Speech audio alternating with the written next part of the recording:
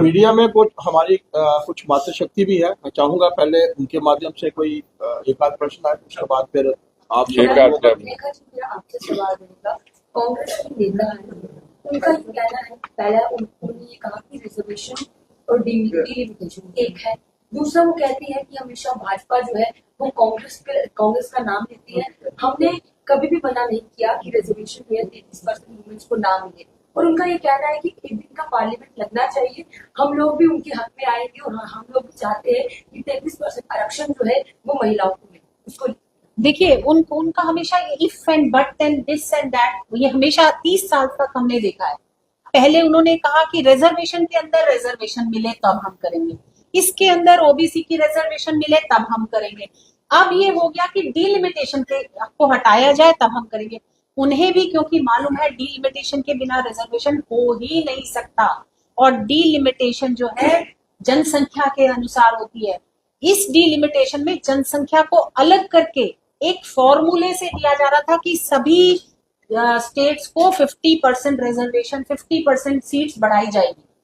वो एक फॉर्मूला था, उसमें सभी स्टेट्स को उतना ही रेशियो में, जितने रेशियो में अब डिफरेंस है वही रेशियो में तब डिफरेंस होता जब सीट्स बढ़ जाती।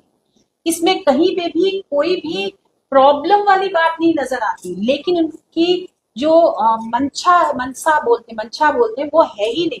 देयर माइंडसेट इज कि इससे किसी भी प्रकार से रोकना है, कोई भी रीजन ढूंढना है तो उन्होंने डीलिमिटेशन का रीजन। एक वो सवाल रहेगा, जब बिल पेश हो रहा था पार्लियामेंट में सारी माताएं वो पूछती कि भाजपा के पास ऐसा कोई रोड मैप है कि 2029 से पहले 33% आरक्षण जो है वो महिलाओं को दिया जाए। जी बिल्कुल, ये भारतीय जनता पार्टी की महिलाएं नहीं, सारी देश की महिलाएं खुश थी कि 33%।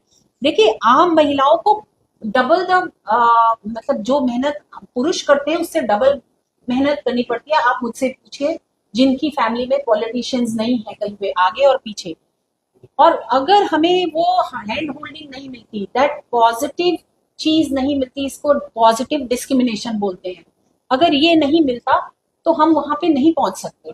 3% से शुरू हुआ था भारतीय पार्लियामेंट में 3% महिलाएं थी, आज हम केवल 14% इतने सालों तक पहुंच पाए हैं। तो आप सोच सकती हैं 33% पहुंचने में हमें कितने साल लगेंगे।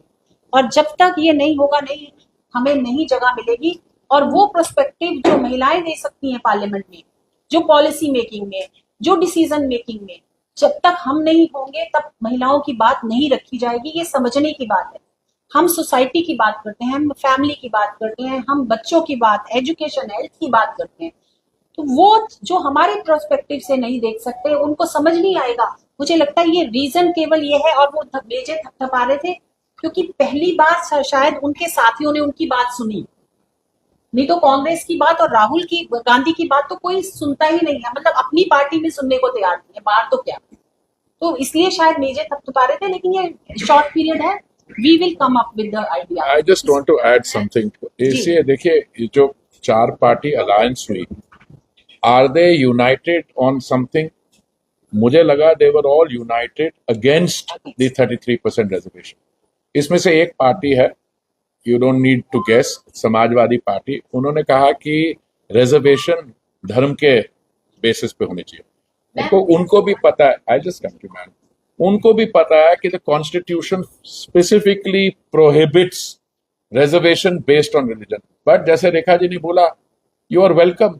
आपको अगर 33% रिजर्वेशन मिलती है, आप अपने उतने कैंडिडेट किसी एक धर्म के कर दीजिए, किसी के धर्म भी कर लीजिए, दैट्स अप टू यू।